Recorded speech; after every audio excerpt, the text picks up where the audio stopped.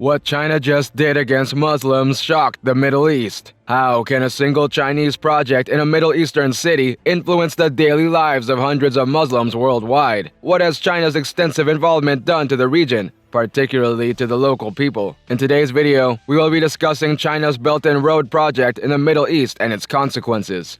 Following decades of ineffective engagement, the United States is rapidly losing influence in the Middle East.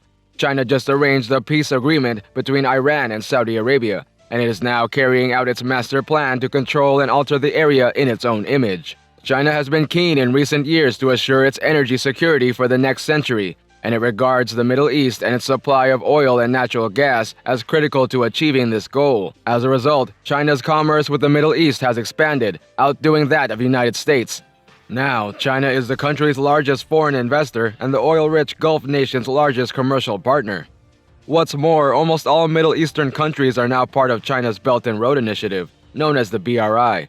Last year, the Middle East received 57% of all BRI money, with Saudi Arabia leading the worldwide rankings with $5.5 billion in Chinese investment. However, China is now the Middle East's largest energy client, with the area accounting for almost 40% of its energy imports. In sum, China's economic influence and relations with the area have increased dramatically, and this trend shows no indications of abating. Yet, has China's involvement in the Middle East aided its long-term objectives? Or is China solely interested in obtaining the region's oil? According to Western media, China's participation in the area is frequently labeled as neo-colonialism, and an exploitative notion that China's objective is to deplete the region's natural resources without regard for its people or its future.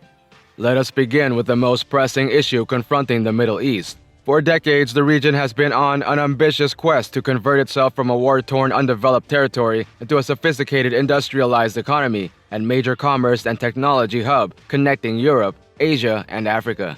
Several governments in the area have declared enormous national development programs to achieve this goal.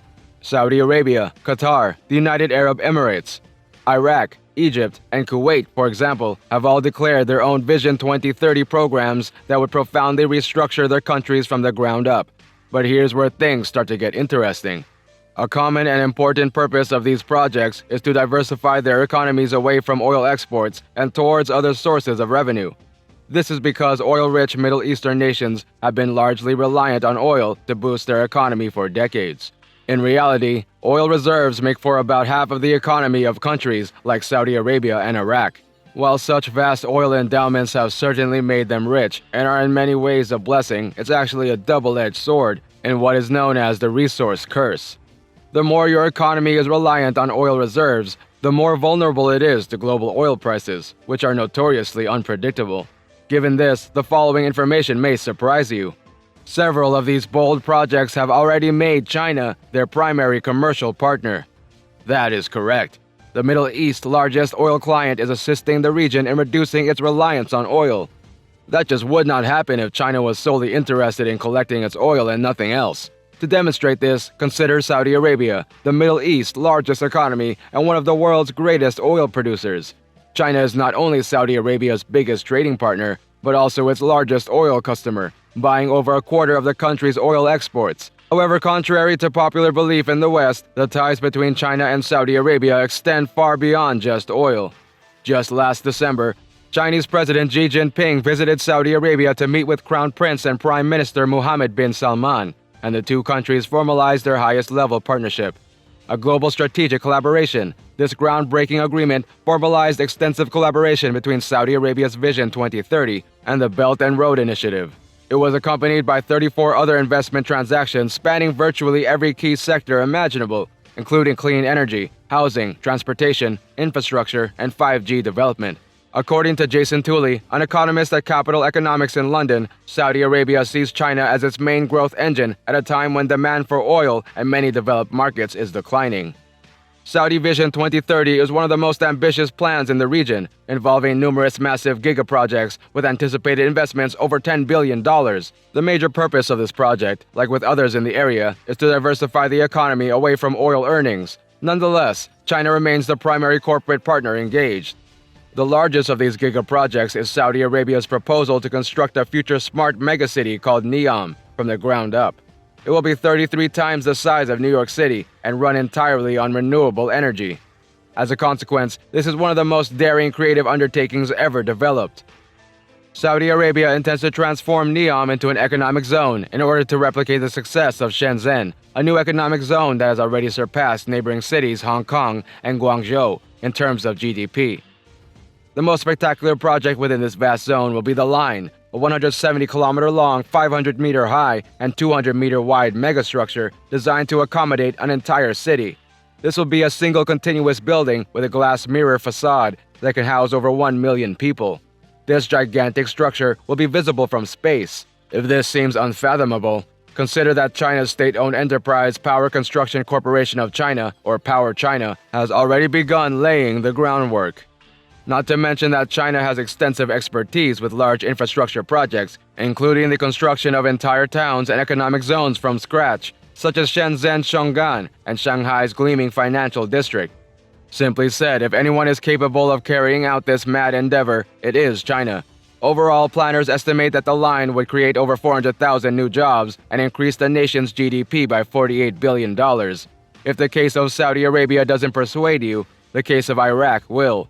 Iraq is the world's second largest oil producer, after only Saudi Arabia. Despite its oil wealth, the country has suffered for decades from falling infrastructure as a result of multiple conflicts and widespread corruption. As a consequence, Iraq became a member of the BRI in 2019, with the primary purpose of modernizing its infrastructure. China is also engaging in a number of other Vision 2030 activities in the Middle East through the BRI. Chinese enterprises, for example, have previously been involved in a number of development initiatives that have a direct influence on local people in Qatar. In exchange, Qatar has become China's second largest LNG, or liquefied natural gas, supplier. These two countries have a long history together.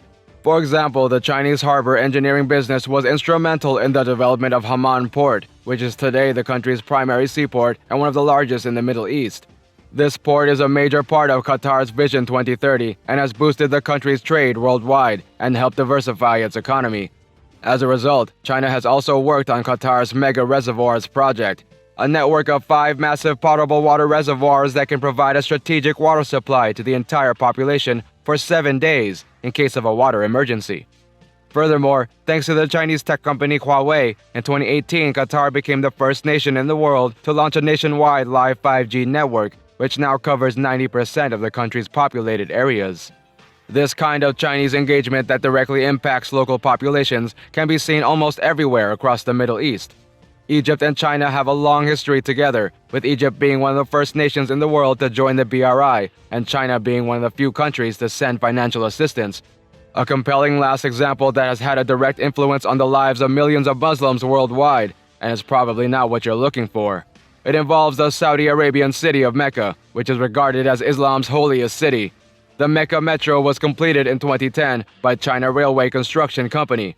This light rail was constructed primarily to alleviate traffic congestion on the roads during the Hajj, a yearly Islamic pilgrimage to Mecca. It connects 3 major Hajj locations, making it a handy transportation alternative to Muslim pilgrims. Every year, millions of pilgrims use the train to travel between holy sites during the 5 days of Hajj. That's all. Thank you for watching. Do not forget to like and subscribe to our channel and ring the bell icon to get more videos.